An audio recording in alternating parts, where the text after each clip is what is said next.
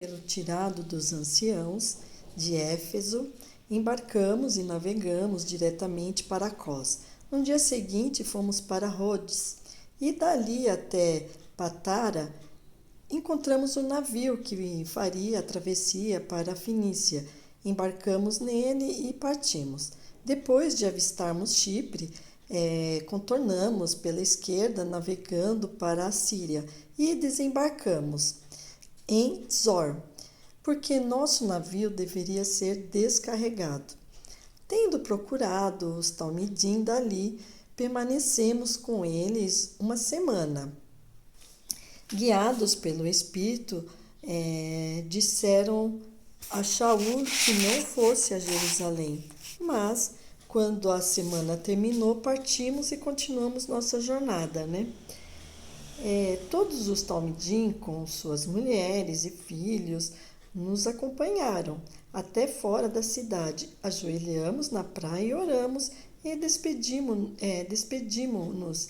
Embarcamos e eles voltaram para casa.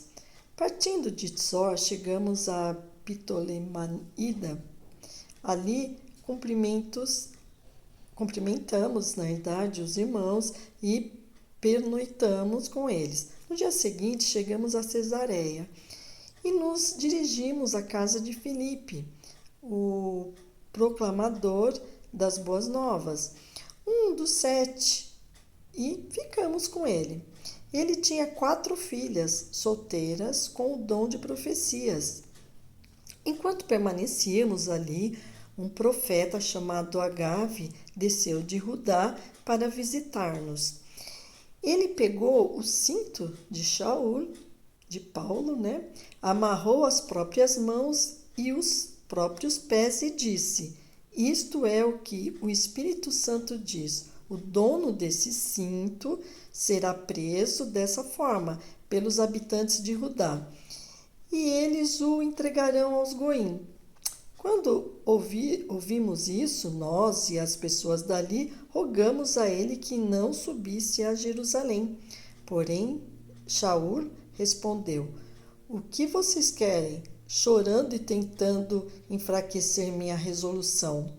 Estou preparado, não apenas para ser preso, mas até mesmo para morrer em Jerusalém, por causa do nome do Senhor Jesus. E por ele não se ter deixado convencer, nós dissemos: seja feita a vontade do Senhor, e nos acalmamos e nos calamos. Então, ao final de nossa estada, juntamos nossas coisas e subimos a Jerusalém. E foram conosco alguns dos seguidores do Senhor de Cesareia.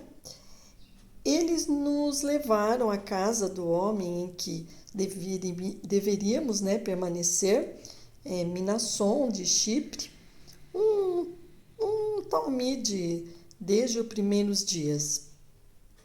Em Jerusalém, os irmãos nos receberam calorosamente. No dia seguinte, Paulo e o resto de nós fomos ao encontro de Tiago. E todos os anciãos estavam presentes. Depois de cumprimentá-los, Shaul descreveu com detalhes todas as coisas que Deus fizera entre os gentios por seu intermédio. Ao ouvir o relato, eles louvaram a Deus, mas também lhe disseram: Veja, irmãos, quantas dezenas de milhares de crentes há entre os habitantes de Judá, e eles são zelosos da lei.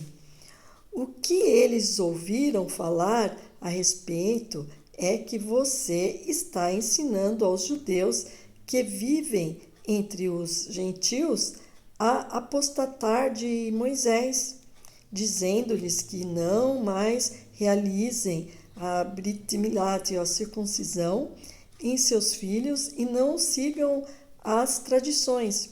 Então, o que se deve fazer? Eles certamente saberão a respeito de sua chegada. Portanto, faça o que lhe dissermos. Temos quatro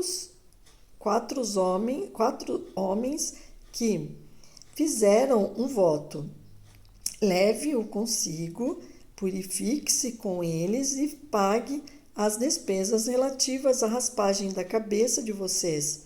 Então todos saberão que não há verdade nos rumores ouvidos a seu respeito. Ao contrário, saberão que você se pauta pela lei. Entretanto, em relação aos gentios que passaram a confiar em Jesus, nós lhe enviamos uma carta com nossa decisão unânime aqui de que eles devem abster-se do que foi sacrificado a ídolos, de sangue de animais sufocados e da fornicação.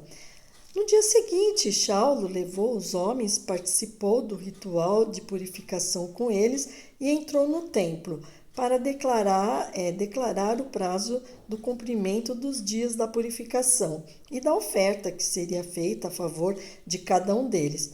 Os 7 dias já estavam no fim, quando alguns judeus incrédulos da província da Ásia viram-no no templo, agitaram toda a multidão e o agarraram. Homens de Israel, ajudem-nos, eles gritaram.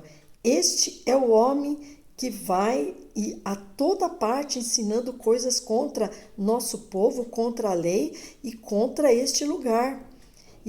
E agora ele ousou trazer alguns goim ao templo e profanou este santo lugar. Anteriormente, eles viram Trófimo de Éfeso na cidade com ele e presumiram que Saulo tinha levado ao templo.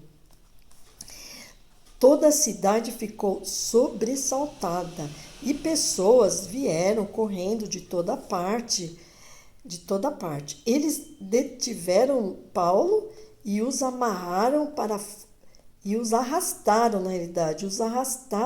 para fora do templo e de imediato os portões foram fechados. Mas enquanto a multidão tentava matá-lo, a notícia de que toda Jerusalém estava em tumulto chegou ao comandante do batalhão romano. Ele reuniu imediatamente alguns oficiais e soldados e correu para o meio da multidão. Assim que eles viram o comandante, pararam de espancar Paulo.